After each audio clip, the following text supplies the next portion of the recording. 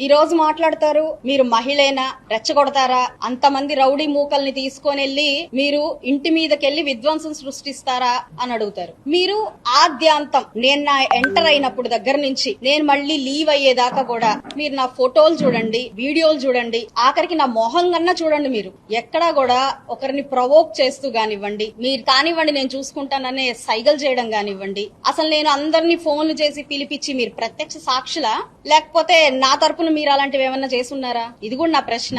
మీరు ప్రవోక్ చేసుకున్నారా, లేకపోతే ఇక్కడ తెలుగుదేశం పార్టీ వాళ్ళు కావాలని గిల్లి గజ్జాలు పెట్టుకోవడానికి ముందే వచ్చారా? ఇది మీరు క్వశ్చన్ చేసుకోండి. అయితే ప్రవోక్ చేస్తే వచ్చేస్తారా, మాట్లాడితే అనేస్తారా, బూతులు తిడితే అడగడానికి వచ్చేస్తారా అని అంటే ఇంక ఇప్పుడు కూడా అడగకపోతే మిమ్మల్ని ఓడించింది ఎందుకు? అడుగుతామనే కదా. 11 సీట్లకు మిగిల్చింది ఎందుకు? ప్రజలందరూ భయపడి మిమ్మల్ని ఇళ్లలో కూర్చోబెట్టింది ఎందుకు?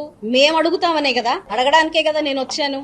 దాడికే దిగాలంటే మీరు ఆలోచించండి. దాడికే దిగాలంటే నేను రావాల్సిన పనేముంది? మీరు పార్టీ ఆఫీస్ మీద ప్రత్యక్షంగా లేకుండా చేయించారే, అలా చేస్తాను కదా. అక్కడ నేను రావాల్సిన అవసరం ఏమన్నా ఉందా? ఒక సీఎం ని, మా అధినాయకుడిని ఇష్టం వచ్చినట్టు మాట్లాడినప్పుడు కూడా మేము ఎవరైనా రియాక్ట్ అవ్వలేదు. మీరు ఒకసారి హిస్టరీలోకి వెళ్ళండి, గుర్తు చేసుకోండి. ఇష్టం వచ్చినట్టు మాట్లాడినా కూడా ఎప్పుడు కార్యకర్త కూడా బయటకు వచ్చి మాట్లాడలేదు. వాళ్ళల్లో వాళ్ళు ఆ అక్కసును పెట్టుకున్నారు, వాళ్ళల్లో వాళ్ళు దాన్ని ఓర్చుకున్నారు తప్ప ఇలా బయటకు వచ్చి ఎప్పుడు మిమ్మల్ని మీ ఇంటి ముందుకు వచ్చి ప్రశ్నించింది లేదు. కానీ మీరు అనకూడదు, సభ్య సమాజం తలదించుకునే మాటలు అన్నారు, సీఎం అన్నారు, శిక్షార్హులు దీనికి. మీరు అది అడగడానికి నేను వచ్చాను. వెళ్తున్నాను అని చెప్పి కుటుంబంలో నా భర్తకు చెప్పి నేను బయలుదేరాను. మరి మీరు అన్నారు మా నాన్నగారు దేనికి భయపడరు, కానీ మేము ఎలా ఉంటామో అనే భయం మాత్రం, మమ్మల్ని ఏమన్నా చేస్తారేమోనన్న భయం మాత్రం మాకు వచ్చింది అని వాళ్ళ అమ్మాయి మాట్లాడారు. మరి మా కుటుంబాల్లో మహిళల మీద ఏమన్నా జరుగుతుందేమోనన్న భయం మా ఇంట్లో మా మగవాళ్ళకు ఉండదా? మా ఇంట్లో ఆడవాళ్ళని ఏదైనా అంటే వచ్చే కోపం మా ఇళ్లలో మగవాళ్ళకు ఉండదా? అలాగా